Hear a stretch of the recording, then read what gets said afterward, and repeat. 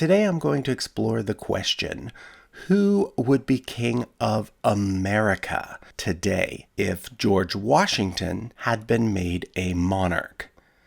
The first thing you need to know is that there is no easy answer to this question. George Washington did not have any biological children, so even if there had been a King George I of America, it's not immediately clear who his successor might have been. That's why I've come up with not one, but 3 different scenarios based on 3 different relatives that he might have chosen. And the second thing you need to know is that this video is not meant to be taken seriously. Like all of my Who Would Be King videos, I'm doing this just for fun and perhaps to teach a bit of history along the way. Now, it is true that in 1782, a U.S. Army officer by the name of Colonel Louis Nicola did write a letter suggesting to George Washington that he accept the title of king. But Washington strongly rejected the idea, and since then, the idea of an American monarchy has never been seriously suggested. But let's have some fun anyway. I've labeled the 3 lines that we're going to trace: the Senior line, the Custis Lee line, and the Mount Vernon line. And we're going to look at each one in turn.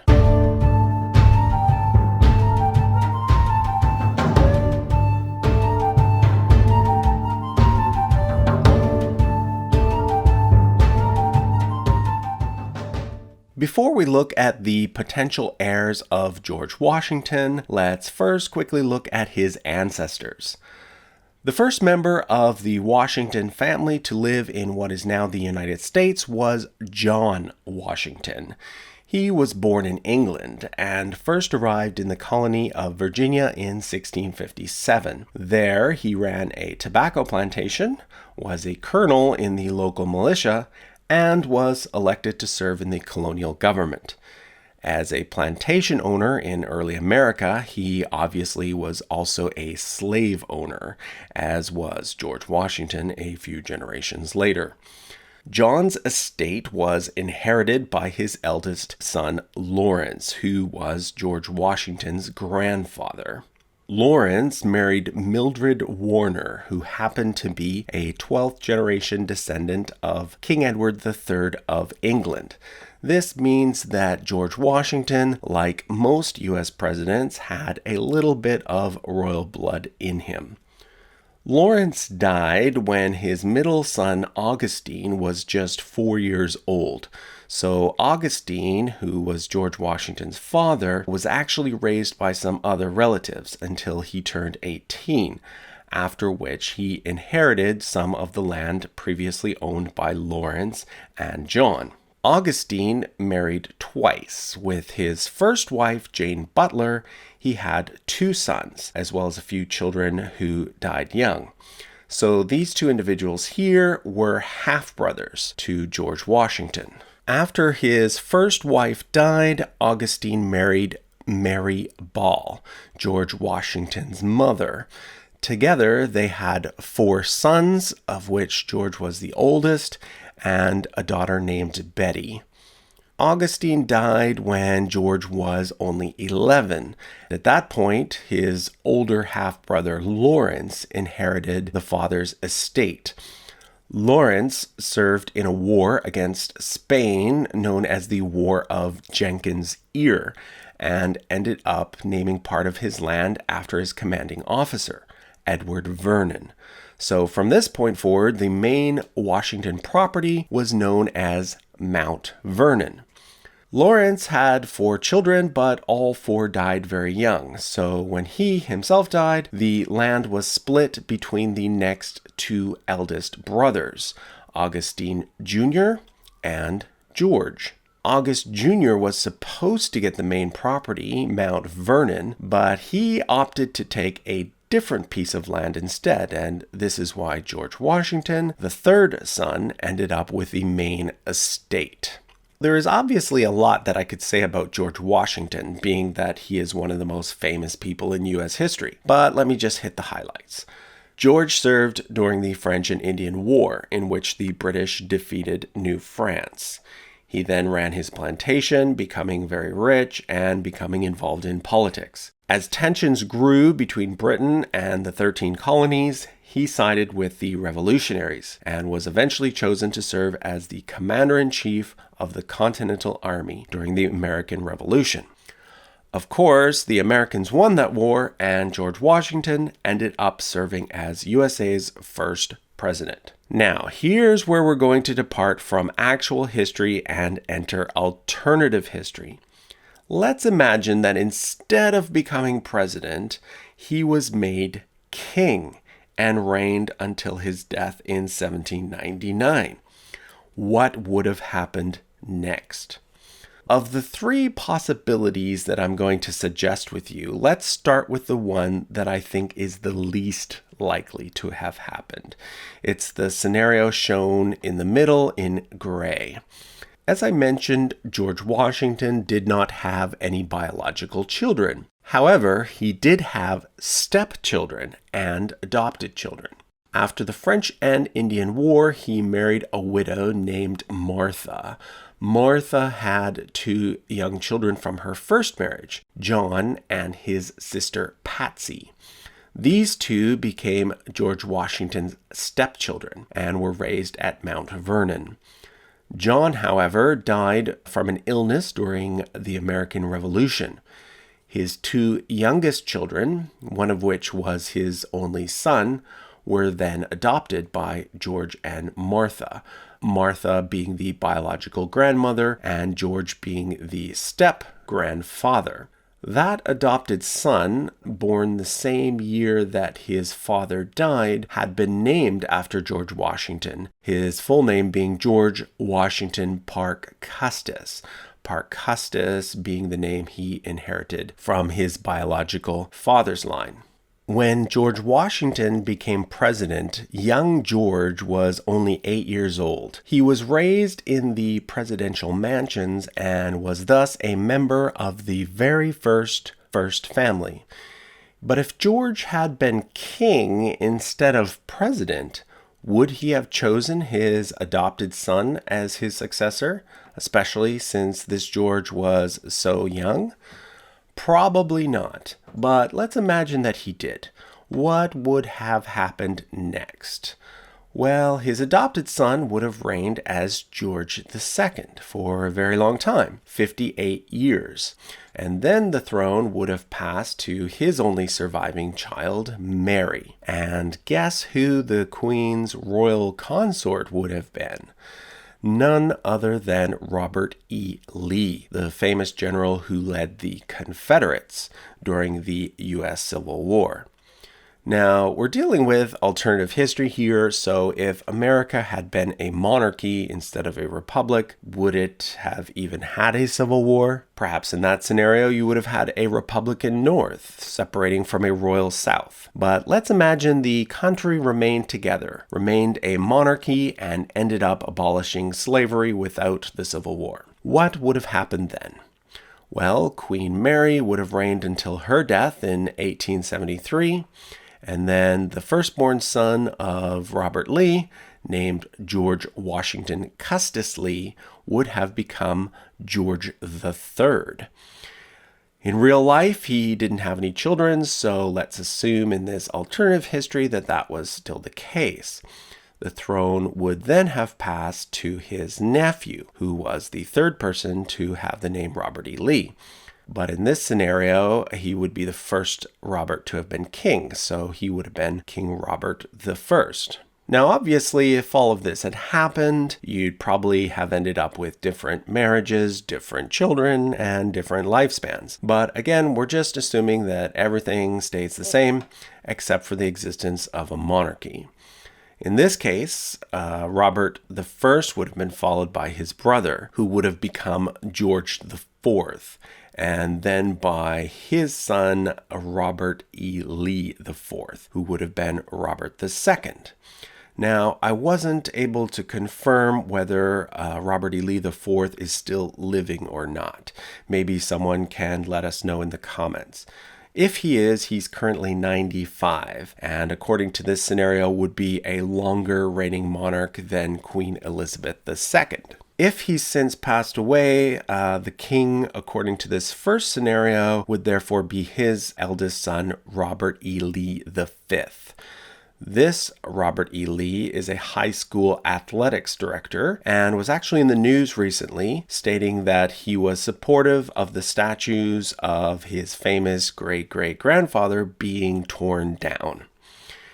Okay, so that was the Custis Lee line, and like I said, is probably the least plausible of these scenarios to have occurred. The second line that we're going to look at is the line shown in red. I call it the senior line because it follows the senior most biological line starting from George Washington's father, Augustine.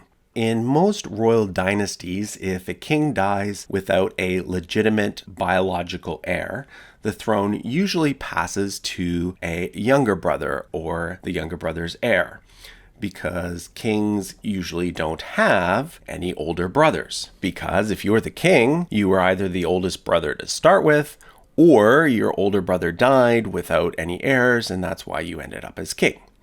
But in this case, King George I would have had an older brother with an heir, and I think there's a good argument to be made that he would have passed the throne on to that senior biological line rather than to an adopted line or to the line of his eldest younger brother. Although Augustine Jr. was only his half-brother, whereas Samuel Washington was his full brother, Augustine Jr. and George shared the same father, and therefore Augustine Jr.'s son, William, would have been seen as being the most senior male in the whole Washington family. In fact, George Washington's nephew, William, was the first name listed among the executors of George Washington's will. So if we imagine that William would have been the next king of America, the line would have proceeded as follows. There would have been King William I for 11 years, King Bushrod for 12 years, King Spotswood for 34 years, and then a King Bushrod II for a nice long 53 years. And these unusual names certainly would have set the American monarchy apart as being unique. But from this point, there are two different ways that history could have gone. I think it's most likely that if America had adopted a monarchy, it would have adopted a system of male preference primogeniture, like Great Britain had at the time of the Revolution. Male preference primogeniture means that the throne always goes to a son, unless there aren't any sons, and in that case, it can go to a daughter. So this Bushrod Washington did not have any sons. And therefore, in this scenario, he likely would have been followed by a Queen Estella. Estella didn't have any children, though, so the throne after her would have passed to her male cousin named Lee, before passing to Lee's daughter, who would have become Queen Odelle. After Queen Odelle, we would get the current queen, which would be Queen Brenda. So under this scenario, we now have a Queen Brenda reigning since the year 2000, and we would have a new royal house, the House of Hanson, named after her father, the husband of Odelle. Now, at this point, I should mention that all of the names at the bottom of this chart are all real people who live in the real world as private citizens. I'm therefore not going to give you much information about them because I don't want people tracking them down and doing what Tony Robinson did in Britain's Real Monarch. In that documentary, he showed up at some guy's house in Australia and said, "Hey, guess what? You're the real King of England." So yeah, please don't do anything like that. Now, for those of you who are curious as to what would have happened had a male-only system been used, in that case, the throne would have passed from Bushrod II to his brother, who would have become King James, and then it once again would have gone to King Lee, although in this scenario, King Lee would have reigned a little longer and would have been followed by his cousin's son, William, who would have become William II. But here, something interesting happens. William was actually the last male-only descendant of Augustine Jr., and therefore upon his death, the line actually would have jumped to a male descendant of George Washington's eldest younger brother, Samuel. So even if we had gone with George's younger brother to start with and had followed a strictly male-only succession, we would have ended up with this same person here eventually. And that person would have been King Paul. He would have reigned for 20 years and would have been succeeded by his son Richard, who would be King Richard and the current king. Note that this male-only scenario is the only one in which we get a House of Washington still in place. Okay, so that's kind of scenario 2A and 2B. We still have one more scenario to look at, and it's shown in green on the right-hand side. And personally, I think it's the most plausible of them all. Remembering, of course, that none of these theories are actually all that plausible. I call this last line of descent the Mount Vernon line. And as far as I know, it's never been suggested by anyone else in any various imaginary scenarios, whereas these lines have. The Mount Vernon scenario is based on looking at the will of George Washington for a clue as to who he might have chosen as his royal successor. In his will, he left the bulk of his estate not to his eldest nephew, but to this nephew here named Bushrod, a different Bushrod than this Bushrod over here. The inheritance included the main Mount Vernon property, which is why I call this the Mount Vernon line, but it also included all of the private papers of George Washington. We can therefore conclude that Bushrod must have been someone that George trusted and admired a great deal. Bushrod is also the only person in the Washington family, other than George Washington, to hold a really high-ranking position in the U.S. government. Bushrod served on the Supreme Court from 1798 to his death in 1829. He was appointed by the second U.S. president, John Adams. Therefore, in this alternative world that we are imagining, I think there would be a strong case to be made that Bushrod was the kind of person that George Washington might have chosen as his royal successor. So, if he had, what would have happened next? Basically, we just have to trace the ownership of the Mount Vernon property. Bushrod didn't have any children, so after he died, Mount Vernon was inherited by his nephew, John Augustine Washington II. So we would have had a King Bushrod for 30 years, and then a King John I for 26 years, followed by a King John II for just 6 years. If we go back to actual history for a moment, I should mention that John A. Washington III was actually a Confederate officer. He died during the Civil War. He was also the last private owner of the Mount Vernon estate. He was unable to keep up with the maintenance of the property, and so he petitioned both the federal government and the state government to purchase the estate in order to make it a historical site. Neither showed any interest, though, and therefore, instead, he ended up selling it to the Mount Vernon Ladies Association, who has owned it ever since and currently runs it as a charity. But back to the imaginary scenario. If John had been made king, he would have been followed by a King Lawrence, or perhaps nicknamed King Larry, and then by 3 more Johns. We would have gotten a John III, a John IV, and a John V. Now, according to my research, this John A. Washington died in 2009 and left no biological heirs. So to find the most senior heir after this point, we'd actually have to go back a few generations and then trace down another branch of the family where we'd end up with a Mary Washington, who coincidentally served in several leadership positions over the years in the National Society of Washington Family Descendants. Now, I wasn't able to find her obituary, so I assume she's still living. If she's not, the next person in line would be her son, Lawrence. So we'd get a King Larry II. If anyone has any better information about this particular branch here, you can mention that in the comments. So there you have it. I've given you 3 possible scenarios resulting in 4 possible candidates for the throne of America today if George Washington had been made king. Which line do you think would have been most likely? Do you support Queen Brenda, King Robert, King Richard, or Queen Mary?